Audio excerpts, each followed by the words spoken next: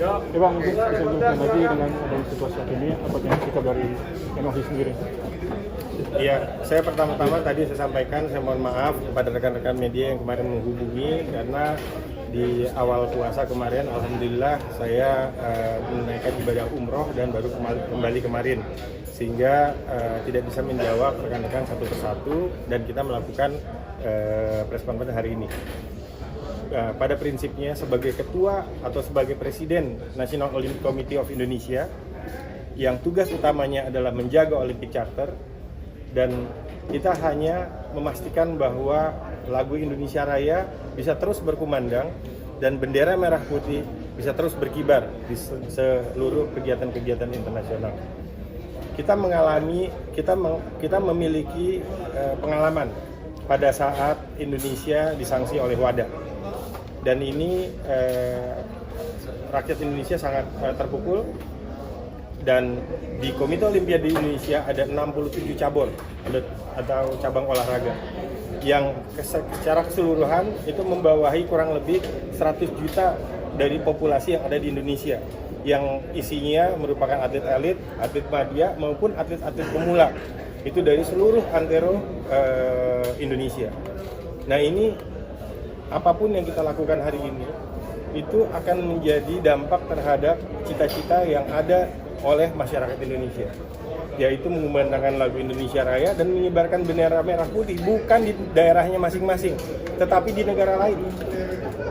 Nah, ini yang menjadi dasar bahwa di dalam piagam Olimpiade itu tidak ada diskriminasi.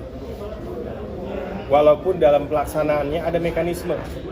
Mekanismenya itu nanti bisa diatur. Diaturnya bagaimana sesuai dengan statunya dari statuta atau ADART atau peraturan dari cabang-cabang olahraga masing-masing. Ini bukan kegiatan yang pertama kali diadakan. Dari sejak dulu sudah ada kegiatan-kegiatan yang lain yang semuanya melibatkan banyak negara. Nah, tapi kembali lagi, sama seperti Taiwan. Kita sudah menerima Taiwan sejak lama dan Taiwan mengibarkan bendera Olimpiade. Nah, ini yang menjadi referensi kami, dan sekali lagi kami berharap bahwa para pengambil kebijakan di negeri ini itu bisa memberikan dukungan kepada olahraga Indonesia sebagai alat pemersatu bangsa. Jangan menggunakan olahraga sebagai alat pemecah bangsa. Karena olahraga sudah terbukti pada saat dari dulu sampai hari ini itu efektif untuk membuat Indonesia semakin kuat. Dan jangan sampai Indonesia yang sudah menjadi negara besar, menjadi negara bagian dari G20, menjadi tuan rumah G20, bahkan menjadi bagian dari G7, itu bisa dikerdilkan gara-gara olahraga, atau bahkan dikucilkan dari pergaulan internasional. Mohon kebijakan itu.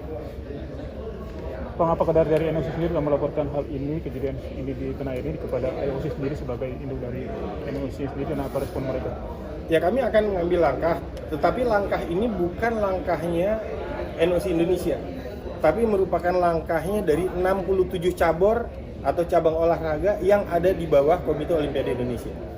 Sehingga langkah ini akan kita ambil dari cabang-cabang olahraga dan menjadi suara dari 67 cabang olahraga yang ada di bawah Komite Olimpiade Indonesia.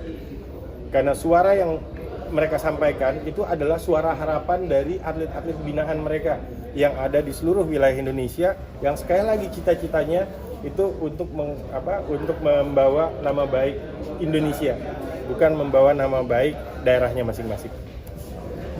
Bang, dari anak Bang.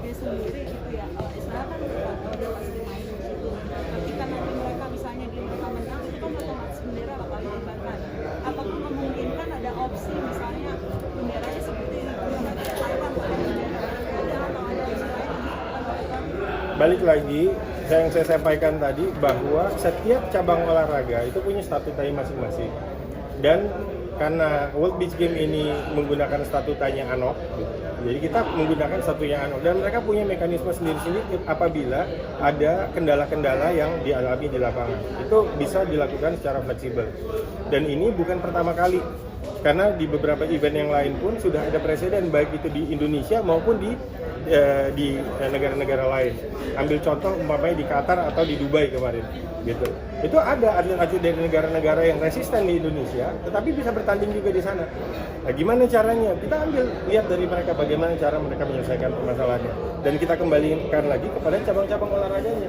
Makanya Pak Erik berangkat ke FIFA, gitu. Bukan berangkat ke IOC. Karena yang paling utama menjelaskan dulu kepada FIFA, baru nanti berbicara kepada IOC.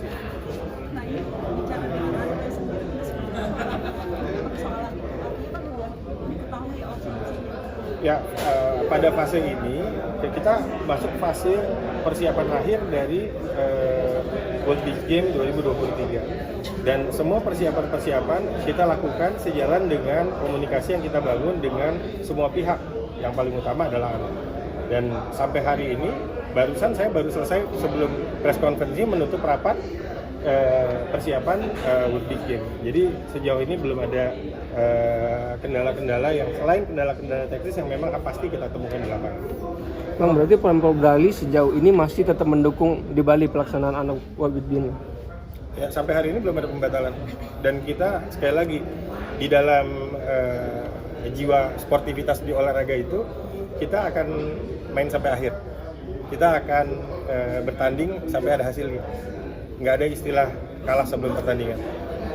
Jadi pertandingannya belum selesai nih, gitu. Ujiannya kita ini bagaimana kita meyakinkan bangsa-bangsa lain, ya meyakinkan semua calon peserta, bahkan negara-negara lain yang akan datang ke Indonesia, karena di ANOC nanti itu akan ada 206 negara yang akan datang ke Indonesia. Ini bahkan lebih besar daripada PBB yang akan hadir di Bali untuk mengikuti General Assembly dari Asosiasi National Olympic Committee seluruh Indonesia, seluruh dunia. Bang, bulan lalu atlet sepeda juga tampil dari Israel juga tampil di Jakarta, tapi nggak ramai, tapi gelaran bola ramai. Gimana tanggapannya? Ya, masing-masing punya caranya masing-masing lah gitu ya. Dan kalau tadi kembali lagi itu balap sepeda, sebelum balap sepeda juga ada yang lain juga gitu kan. Jadi baik lagi semua punya caranya masing-masing. Nah, yang penting itu mencarikan solusi gitu. Kalau sebagai negara besar sudah sepantasnya kita berlaku sebagai orang yang berwibawa. Jangan kita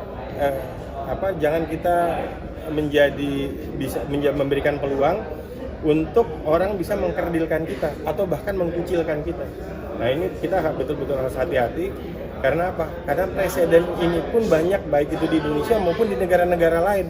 Jangan sampai terjadi untuk di Indonesia. Kenapa? Karena kita terlalu besar untuk dikecilkan, karena kita terlalu besar untuk dikerdilkan maupun dikucilkan. Bang, dari ANOC sudah ada ini belum, Bang? Apa kekhawatiran itu? Karena kan ada penolakan. Ya, ini kekhawatirannya anggaran nggak turun itu mungkin yang dari ANOC-nya, Bang?